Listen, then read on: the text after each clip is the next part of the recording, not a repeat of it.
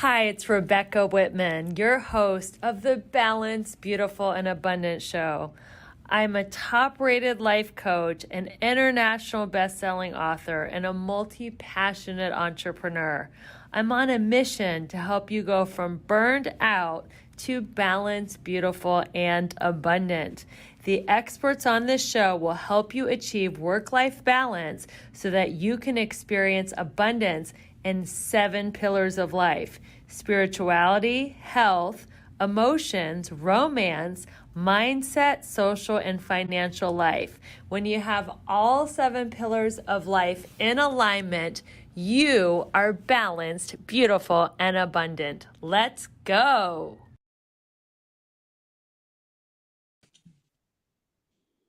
Hello, everyone. Welcome to the Balanced, Beautiful, and Abundant Show. I am your host, Rebecca Whitman. We are taking you from burned out and overwhelmed to balanced, beautiful, and abundant. Thank you for all your support, your subscriptions, your reviews. The podcast is absolutely blowing up. We are in the top 0.5% globally and growing. So this podcast is helping people all over the world overcome overwhelm and burnout, and today is no different. I have incredible guests, Heather Hilliard and Anne Dranitsaris. Welcome to the show. Thank you so much, Rebecca. Yes, it's great to see you. And this is a very special mother-daughter duo, and they are both experts in leadership, behavioral change, stepping out of imposter syndrome into your authentic power. So let me tell my listeners about you.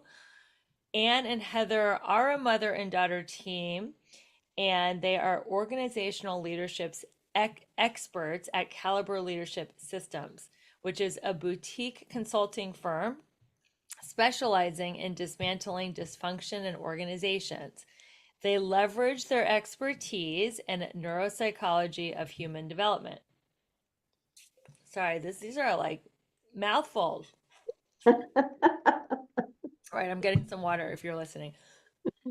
They are experts in human development, behavioral change leadership, interpersonal dynamics, and organizational transformation.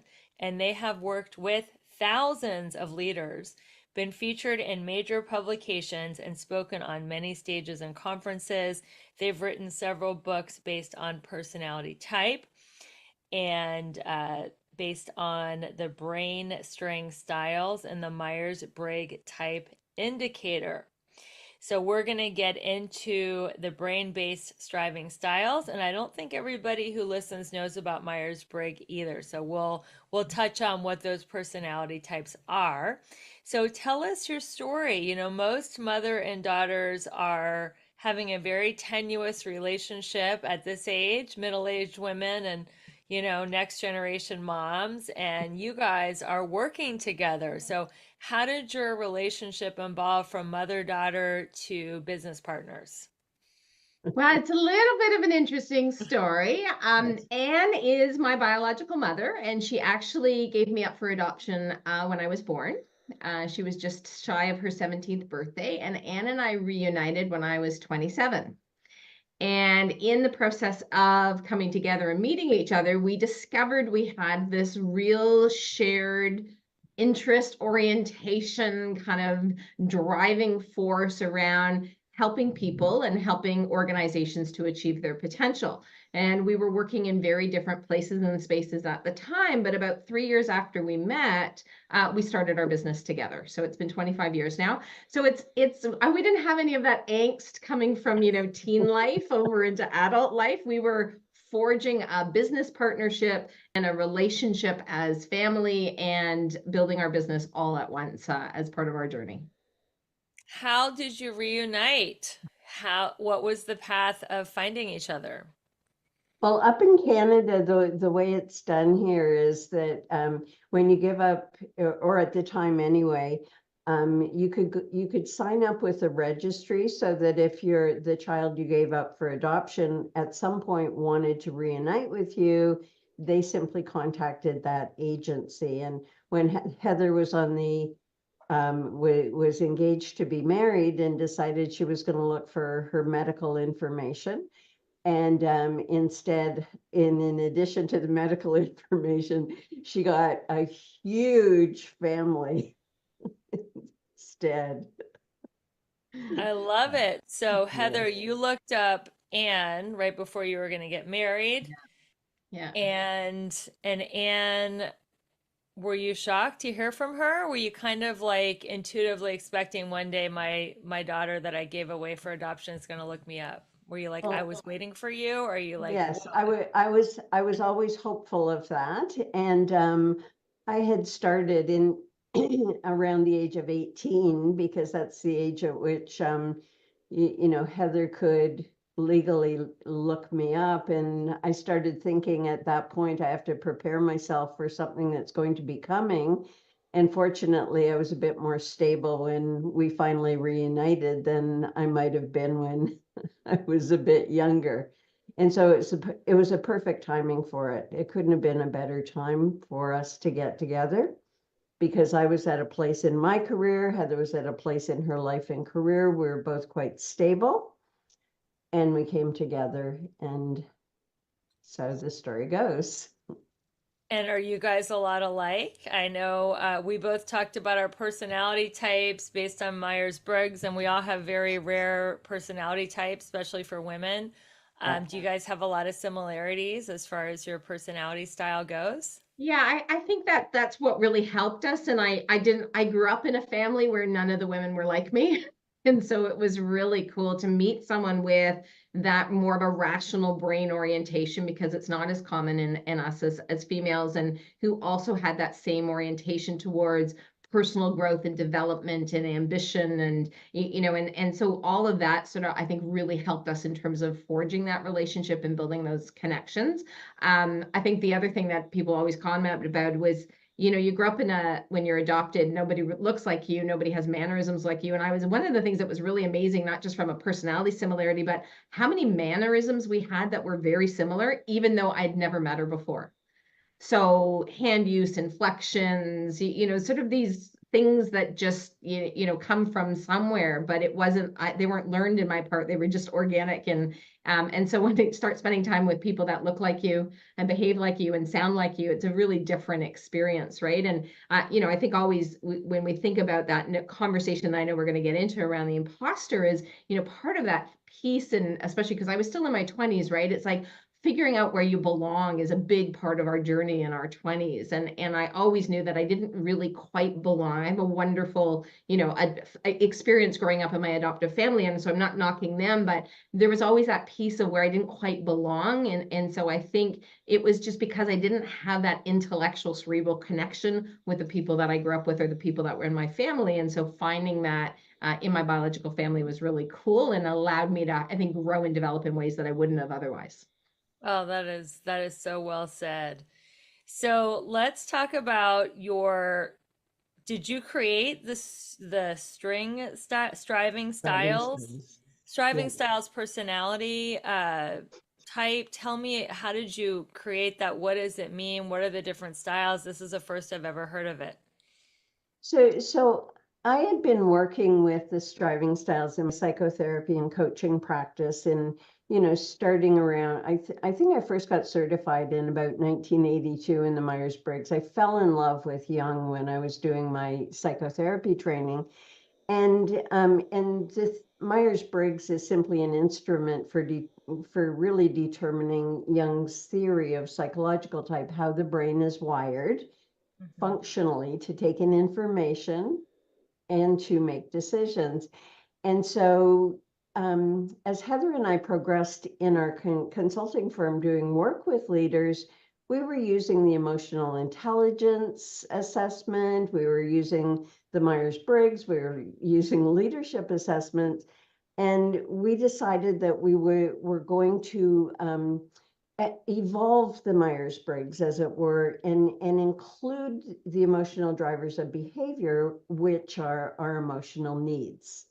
And Mm. so including emotional intelligence into brain function, we came up with the striving styles. And of course, the other piece of that is part of it came from an article that I did for Oprah Magazine. I think it was 2009, Heather, 2009, called Who Are You Meant to Be? Mm. And that article is still online. It was one of the top articles of that year. And from that, we developed it up in not just into our assessment, but also into a whole system that we have reports for leaders, we have reports for employees, we have reports for relationships. So everything surrounding each of the personality types or striving styles, we have supporting information for each of those. Well, congratulations on having one of the Yes, most popular articles on Oprah Magazine. That's amazing. I know. Tell us, what are the striving styles? Tell us a little bit about each personality type and what differentiates them from the others. And so we look at it as 8 sort of these archetypes, right, that represent the different functions of the brain and whether you use it in an introverted or an extroverted way. So without getting sort of too technical on it, and there's I'm going to start with those that are in the rational brain. So there's our leader, and they are differentiated because they have a need to be in control. And the primary driver of their behavior is around getting that need to be in control met. Then we have our intellectual, who has the need to be knowledgeable. So you think about those people that you work with or you come across, or maybe if you're like me, you're married to them, where they gather lots of information about everything, but don't necessarily seem to ever make any decisions about it or use the information for anything. That's our intellectuals. Moving over into the intuitive function, so Myers-Briggs language, the right rational brain, the performer, of which I am one, so the need to be recognized, so that desire to be out and to be seen and to really be able to grow and develop from that perspective. Oprah is another great example. And the visionary, so that INTJ, if you know Myers-Briggs language, so that need to be perceptive to see all the pieces and how they all come together. Then we have our artist with the need to be creative. That's in the feeling function. Same with the socializer with that need to be connected. You know, those folks that are out there that are always gathering people up, it seems to be, and saying, oh, I know you need to talk to this person and you need to belong there and you need to join here. Those are our social connectors. And we literally call them the socializers for that reason. And then rounding out the 8, and that's in the folks that are really oriented and driven around the experiential function. We have our adventurer with the need to be spontaneous, which again, core driver of their behavior is I want to do something different and I want to be out and I want to play, and work supports my play as opposed to the other way around. And then last but not least, the stabilizer, which is driven by the need to be secure. And so these are the folks who like to do things the same way they've always done it, one foot after the other in the same spots. You see a lot of those in organizational environments like the military, like banking, like the government, where things are very structured and rule bound. But you also see them gravitating into roles of responsibility as well. So those in a snapshot are the 8, but you'll notice, I mean, there's obviously a lot of complexity behind that. And what I love about our system is that it doesn't just tell you how you behave, it really gets into what this means you need to do from a brain development perspective in order to really be able to leverage your full potential. Because for us on our journey as human beings, it is about learning how to use all 4 of the functions of our brain together in order to be ultimately successful in achieving that potential. And a lot of the other tools that were out there didn't really get at the why people were behaving the way they were, or what was it we really needed to do about it. And so when we created this, those were some of the key things we were trying to answer, so that developmental activities became really crystal clear and we could stop guessing at what do I need to do in order to really step into my potential. I actually had a roadmap for doing it. So, how do people find out what their striving style is? Do you guys have a quiz, or do they need to go to your website? What would be the next step if someone wanted to know their striving style? We do have an online assessment that people can go to. It's whoareyoumeanttobe.com. Nice. And the path to the assessment is there. Okay. And so after they take the assessment, they get a report along with it, and it has some resources there. We also have a YouTube channel with lots of yummy videos about each of the striving styles and their imposter syndrome as well. because each of the imposter syndromes in each of the styles show themselves in different ways with different characteristics. Wow, that sounds amazing. So what do you think my striving style is, just based on our limited interactions? Well, you gave it away with the visionary. You're a visionary with leader. Okay, awesome. Yes. And so that need to understand, the need to put everything together, the need to take what is and create something very different. And I always like to say that visionaries, because their first function is introverted, they like to play in their utopian palace of possibilities, where Ooh, ideas that are is getting wild and abundant. excited. Wait. I need to digest that. I like to play in the utopian palace of Of possibilities. Is that what, possibilities. did you say utopian palace? Yes. Wow, what an image. That's beautiful. Utopian palace. You also bring in the abundance there because a palace is like opulent and Yeah. luxurious. Yes, I totally resonate with that. That's amazing. So And I one don't of the feel like I most have imposter syndrome, even though a lot of people do who listen to this show. Like, I don't feel like I have. I have the opposite. Like, I'm a recovering perfectionist, so I'm a like overachiever. So I'm usually upset that I'm not further ahead, and I compare myself to other people that are further ahead and going, well, why am I not getting what she's getting? So I feel like I don't have imposter syndrome because I'm kind of like never satisfied with where I am and always striving for more. so it's one of the fundamental things, and it's expressed differently in each of the striving styles. It's simply another way of saying I'm not enough. You Yes. see that, and this is something that has to do with the brain, because what is possible and what is your potential is for the future. And you're always comparing yourself to where you are relative to that and Yeah. wanting to be in the palace. You Right. see, because current reality is never as exciting as what we imagine for ourselves. Right. So how would someone, because I imagine there's other people listening to the show that are like me, that are constantly striving for more and feel like they're never enough. What is the antidote for the constant achievers and strivers to actually not always be looking for the palace, but to just feel love and appreciation for where they are on their journey? I think the what we try and do is say it's not that we're trying to rein in the ambition, because that's Right. hardwired. For some of us in our personality types, we're just natural builders. We're natural. We always want to master the next stage, and we always want the next stage we're mastering to be bigger than the one we are on.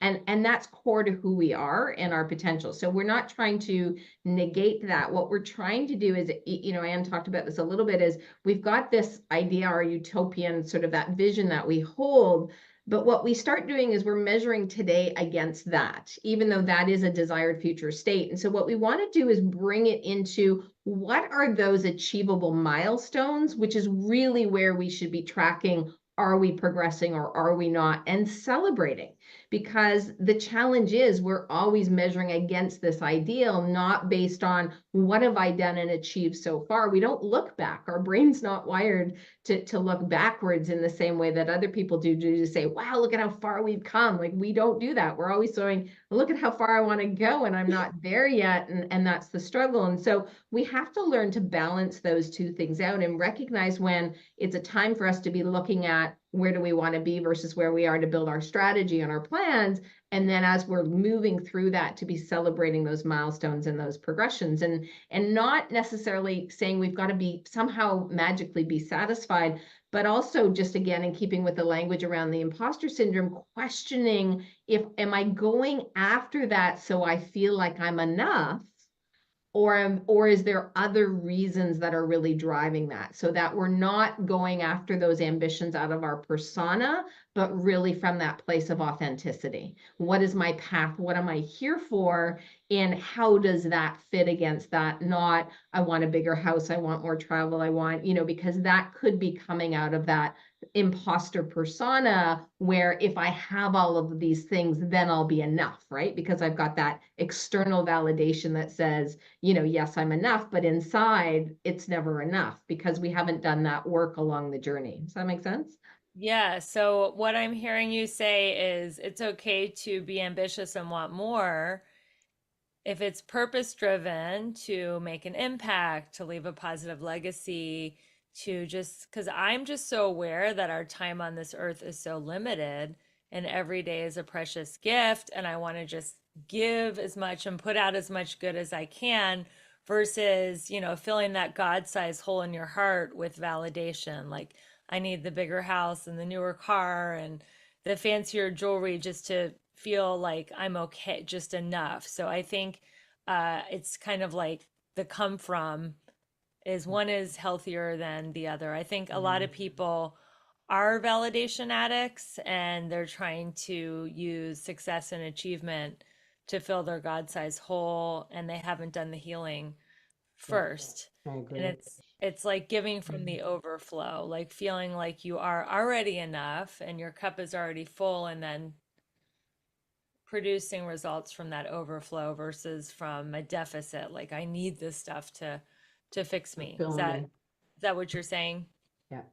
Okay. So one of the things that we talk to our clients about, especially when they have our brain, like the rational brain style, is that because we see ourselves at our potential, we can see others at their potential. We have this really difficult time with being average or Mm. doing anything average. Mhm. And that's the mechanism that can really make a difference in someone's life when they recognize that they're constantly judging themselves. And certainly the practice of mindfulness is really effective for people in letting go of this constant, am I still alive? How good am I doing relative to, the Joneses next door? Because it's really hard to be human and just allow ourselves to be when we're constantly in that search for our own perfection in that perfect state that we want to live in. That is well said. And it's about being a human being, not a human doing, and just Yeah. being present in our five senses and enjoying just being alive and being here without the constant self pressure to strive and strive and strive. So, that is, if we can all make that shift, everybody who's listening, and just we can still have goals and dreams, but also just be present, enjoy the moment. Like Heather said, celebrate the wins that you've had. I don't think a lot of women, especially, were not celebrating the wins as much as we could and as much as we deserve to. So let's get into the meat and potatoes of this interview. How do we go from imposter syndrome to stepping into our authentic power? And let's start with the definition. How do you guys define? Because you said I might have imposter syndrome too, even though I didn't think I did. How do you guys define imposter syndrome? So in a nutshell, we look at the imposter syndrome as a developmental gap. And as Anne referenced there, it's like where we've got this pervasive feeling that we struggle with, where we're not enough, right? Where we're somehow in all of what we're doing, no matter what we might achieve or what other evidence we might have around us, that feeling of enough isn't there. I'm not smart enough. I'm not successful enough. I'm not, sort of liked enough. It's like whatever is that definition again. And for each personality, it does show up a little bit differently. And that when we look at it as a developmental gap, what it really is that fact that as we grow up in childhood, our brain is wired to ensure our survival. And we end up having these experiences in our childhood that our brain adapts to in order to ensure our survival. And as we continue to grow and grow up from an age perspective, we don't necessarily do that thing of checking in to say, hey, are those strategies that I used in my childhood to ensure my survival, do those still work for me today? And so this message track that we might have formed in childhood, and some of it comes from our parents, to be fair, some of it comes from teachers, like, who do you think you are? And why do you think that's good enough for you? And no, you need to be practical. You need to not chase your own goals. Like all of those things that get embedded into us, where we continue to use them and to bring them forward every time we have experiences in our adult life. And from that, then the conclusion is always that somehow I'm not enough, and we're working against that. And so from a development perspective, we're trying to understand, what is that messaging? What's that story we have in our head? And it translates out into different behaviors: perfectionism, procrastination, self-neglect, and help me out with this, my list here. Self-sabotage, Sabotage. low self-esteem. So there's lots of, and so, and a lot of people wouldn't necessarily say, oh, well, being a perfectionist, that's a sign of the imposter syndrome, but in fact it is. And so, so there's all these things in essence that we do and in our behavior that actually keeps us in this place and keeps us feeling like somehow we're not good enough. So before we talk about how to go from imposter to authentic power, what is authentic power? How do we find that authentic self underneath all these layers of unprocessed childhood trauma? Well, and just for clarification, we don't necessarily have to be traumatized to have a developmental delay. We simply have excessive adaptation to the cultural norms. And, one can argue that's a trauma, but that's another show. Yeah. But our brain gets wired to behave the same way, to adapt. And then all of the neurotransmitters in the brain are set up to reward us and make us feel good when we keep conforming. And this is where, when Heather and I talk about, making this shift from the imposter syndrome to our authentic self, we have to recognize that we're changing the physiology of the brain. This isn't just kick the imposter syndrome to the curb, because we have this self-protective persona that we have put a lot of energy into cultivating. And the first step to answer your question is, we have to recognize that there are two different places that we can operate from.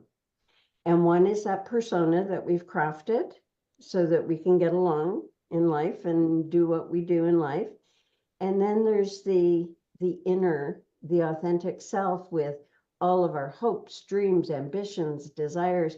And some of those go into our persona, they go into the formation, but it's having to drop those behaviors that we use that are no longer serving us. As Heather said earlier, we just keep using them even after they've served their purpose.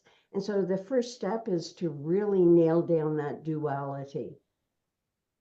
Mm-hmm. And then Heather, you guys are doing an interview duet. It's like, that's right. You guys give each other, equal playtime in this beautiful mother-daughter duet. So yeah, and then, now what? Now that we have differentiated, that's a self-awareness piece of it. Self-awareness. Have to be aware. But rewiring the brain, it doesn't happen overnight. So what are some disciplines or practices we can use once we're aware, okay, this is not my authentic self, whether it comes from childhood trauma or society, which is, incredibly shallow these days. How do we rewire? So the first thing is to understand, as Anne was saying, like, where are we starting from, right? And to actually accept that as our reality. Like I know for me on this journey, and for those of you that are familiar with different personality types that are out there, I had an experience once where this group that I was involved in, we had to go through this personality assessment that I wasn't familiar with, and it came back that I was, I don't know, I think a star or something, right? And I'm like, well, that's not me. that's not who I am. What are you talking about? And I remember being so offended and defensive about that. That was somehow part of me. And so I think even as we're talking about this, there is work to be done to really not only understand who we are authentically, but to embrace that and really be okay with that. And so as Anne and I developed the striving styles and it kept coming back, yep, that I have a need to be recognized. That's just fundamental. And if you look through my entire life, there's a gazillion examples that are all about, I mean, I learned to play the piano as a kid, not because I like to play the piano, but because I like to get up on the stage to perform in front of other people for recognition. So when you Right. start to actually look at that and say, well, that's really core and fundamental to me. So then if I'm going after, again, authentic power is I'm recognizing that unique ability about myself, that ability to get up and to put myself out there and put myself on the stage and to be able to do that in a way that compels others.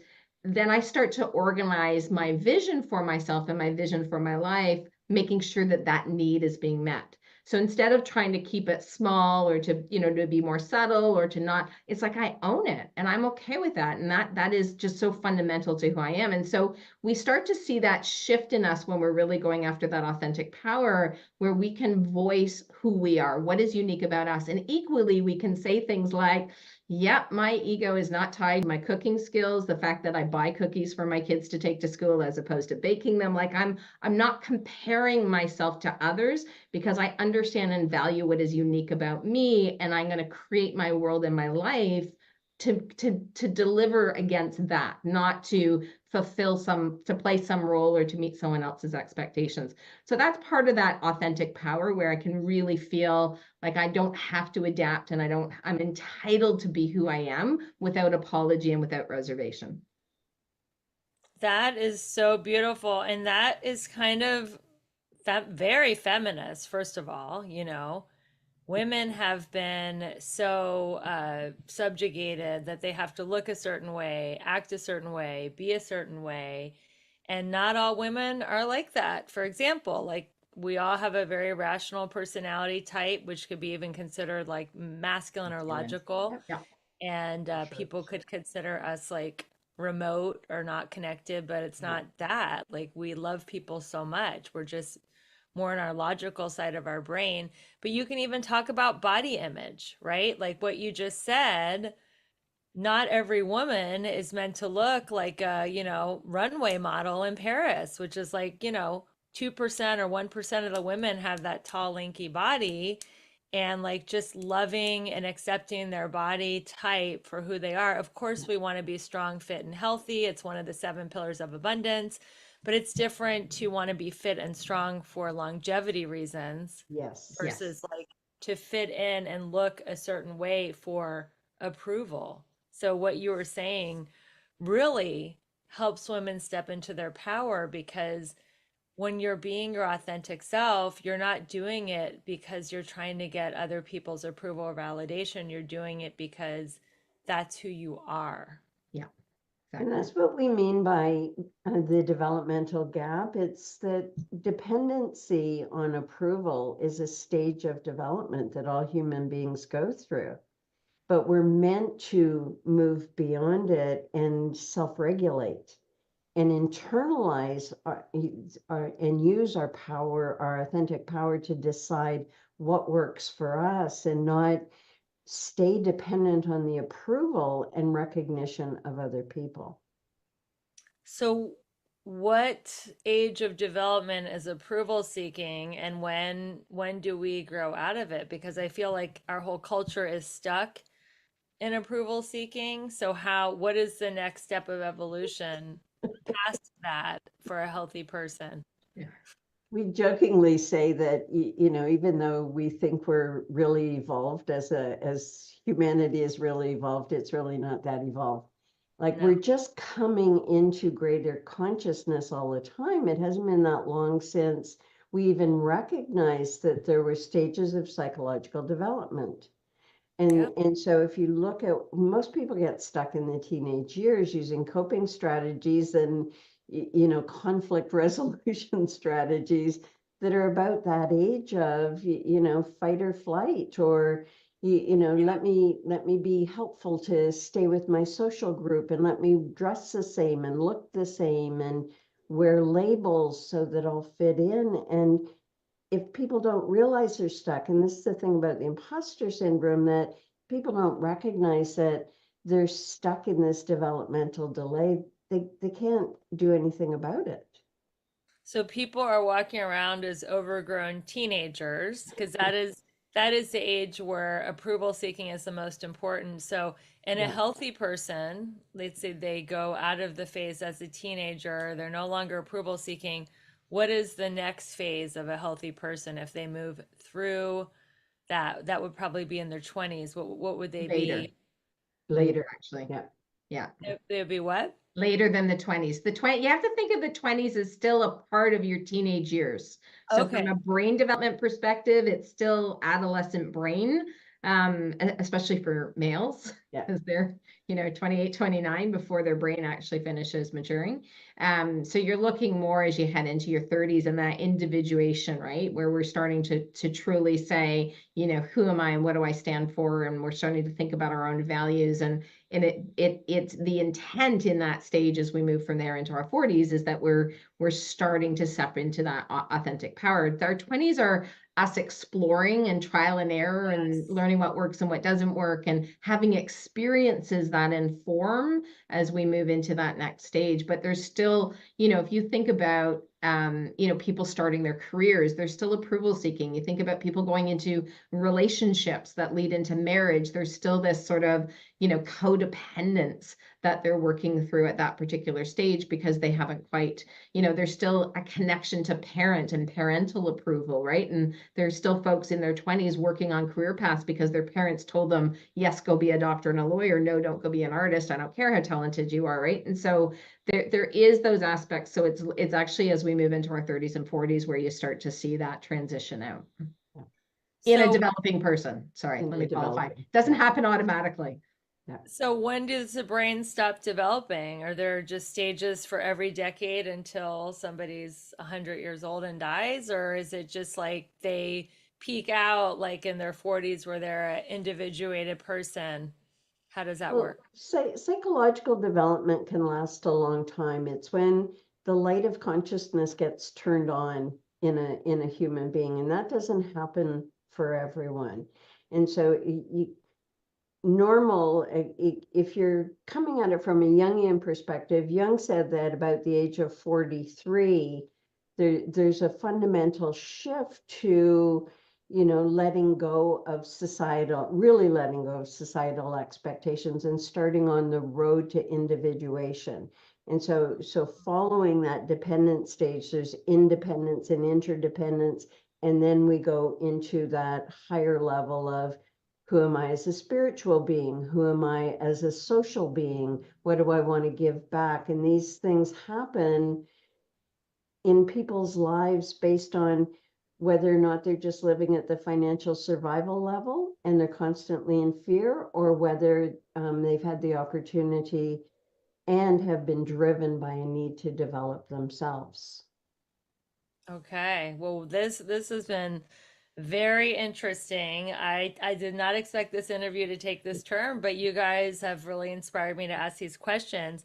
So let's shift gears a little bit and talk about leadership, because a lot of leaders listen to this show, and I know you work with a lot of organizations and you work with leaders.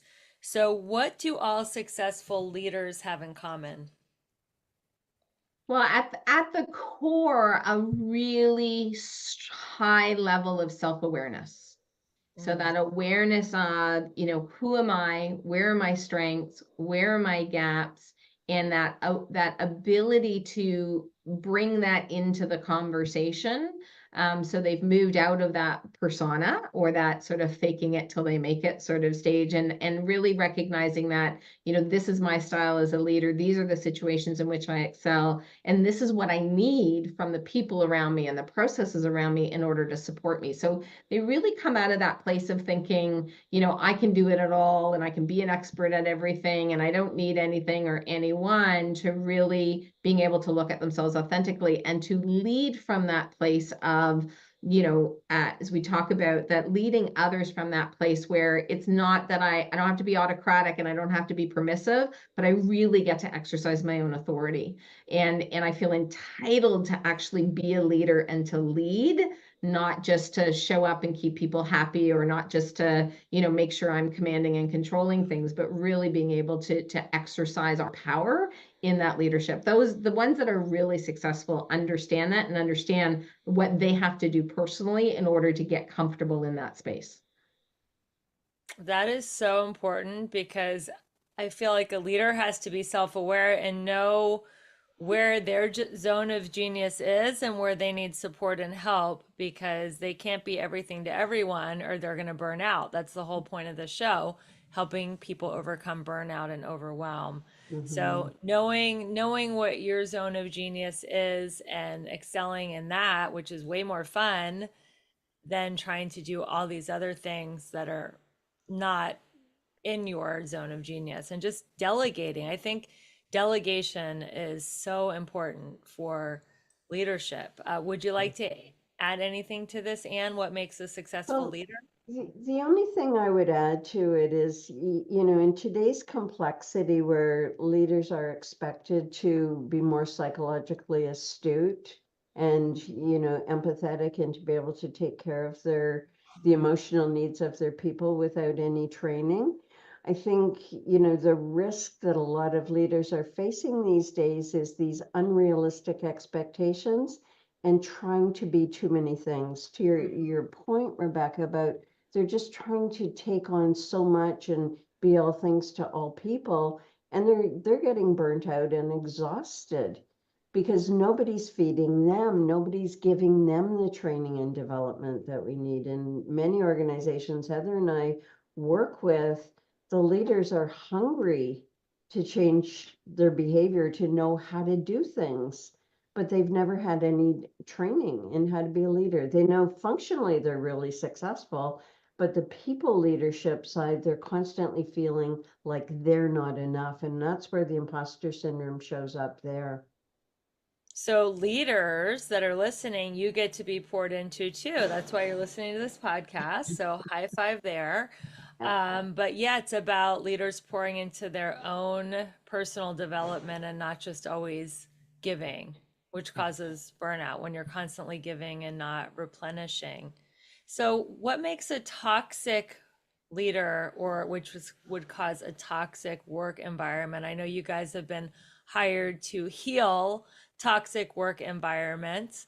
What would make a toxic leader or a toxic work environment, and how do we heal that? And that'll be our last question. So when we look at it, we talk about it in terms of dysfunction that gets created, right? And that dysfunction is a normal part of what goes on in organizational life, where there's the potential for function and functionality, there's the potential for dysfunction. And if you look at it from that place of, what then crosses that line into being toxic, is where we have leaders who are so self-protective.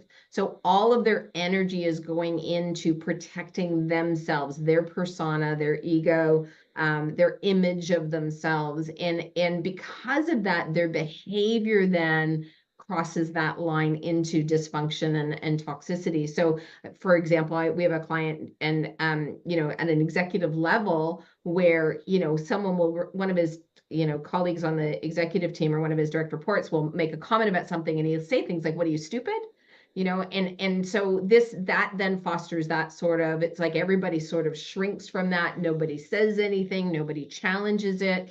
And then we end up in this dynamic that is no longer productive because everybody becomes afraid. And that's the challenge when you've got a leader who at the core is afraid. And because they're afraid, they don't talk about it that way, but because they are afraid, they lack the training, they don't feel competent, all kinds of things, they use these self-protective behaviors that keep them feeling like they are in control, that they're looking good, but the impact on everybody else is toxic. And and there's lots of things that we do in those situations, but one of the first things, and I'll pass it over to Anne, that because I'm sure she'll have more to add, but one of the first things we say to people, if you are in this environment, you have to learn to depersonalize. You need to Yes. learn to separate that this is about them and this is not about you. Because that CEO who's saying, "What are you, stupid?" is saying, in this moment, whatever you're saying to me is making me feel stupid, so therefore you must be stupid, right? So if we start to take that out and say, okay, he's not really actually thinking I'm stupid. It's like whatever I'm saying or how I'm saying it, it's not connecting for him yet. I need to take a step back and come back at this, but not let it hit my confidence, my emotional state, my psychological well-being, because I understand it's about the leader I'm dealing with and it's not about me as an individual. And that leader in this example would say, "What are you, stupid?" to anyone. It's Pretty not much. Yeah, personal. it's Nope. not personal. That's their Just a coping phrase. mechanism. Yeah. And that reminds me of the Course in Miracles, and I'm just paraphrasing it, but every conversation is either giving love or a request for love. And the opposite of love is fear. So when people are acting toxic, they're really coming from fear Yeah. and Yeah. they're requesting healing and love. Yeah. So, what would you like to add to this, Anne? Well, to your point, Rebecca, about fear, it's employees understanding that when a leader behaves that way, they go into their own fear pattern and they Mm, start blaming the leader, and then they'll stop doing things like initiating, or they won't say, I'd prefer it if you don't call me stupid, and move on with the they actually shut down, and they're the silos, the us and them, and creating more toxicity.